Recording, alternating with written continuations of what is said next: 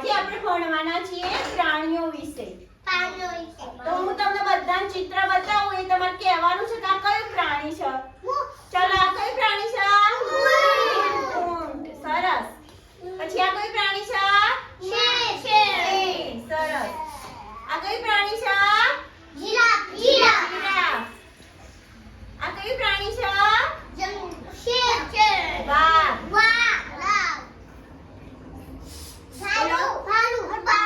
રીંછ અથવા ભાલુ. કૂતરું. સરસ.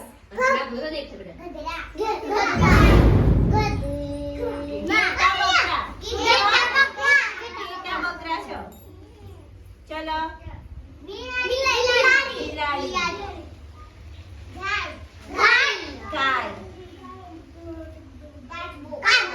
કાચબો. મગર. સરસ.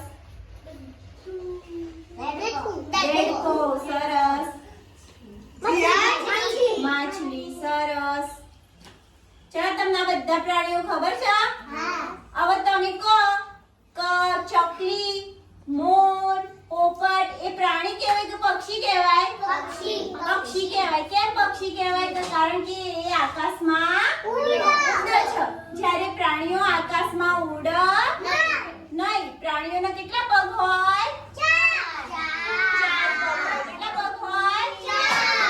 અને આપણે ગામમાં રહીએ છીએ તો આપણી આજુબાજુ જે પ્રાણીઓ રહે એ પ્રાણીઓનો પાલતુ પ્રાણી કહેવાય. કે જેના આપણે કોઈ નુકસાન પહોંચાડે નહીં. આપણને એ પ્રાણીઓથી બીક લાગે નહીં. તો એવા પ્રાણીઓ કયા? તો પાલતુ પ્રાણી.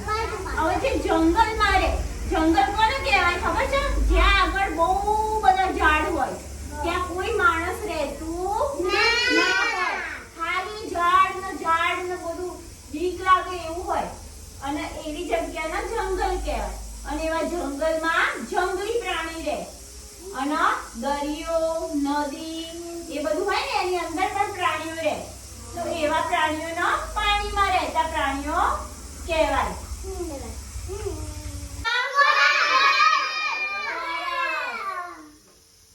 ચલો આ કયો આકાર છે?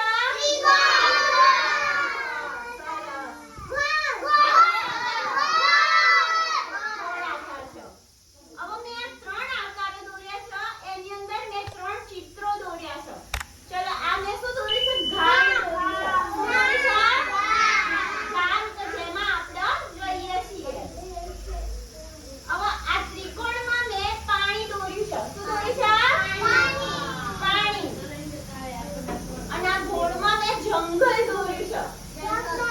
તો હવે તમારા આ 3 ચિત્રોમાં આ મેં જે બતાવ્યા ને તમને પ્રાણીઓના ચિત્રો એનું 3 ચિત્રોમાં અલગ અલગ તમારે મૂકવાના છે. વારાફરતી બધાનો વારો આવશે. આ 3 ડીશ મૂકું છું. આમાંથી શોધવાનું છે તમારા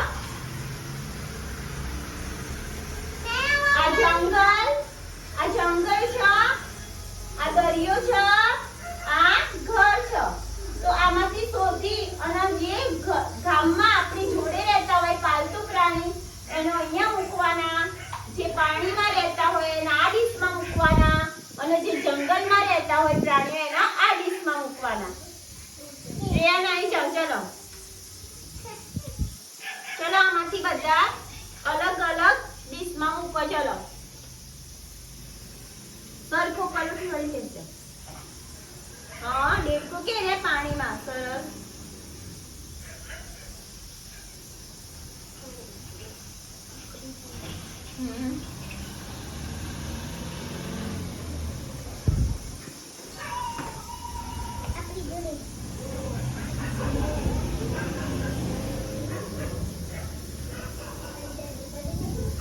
બીજા કોઈ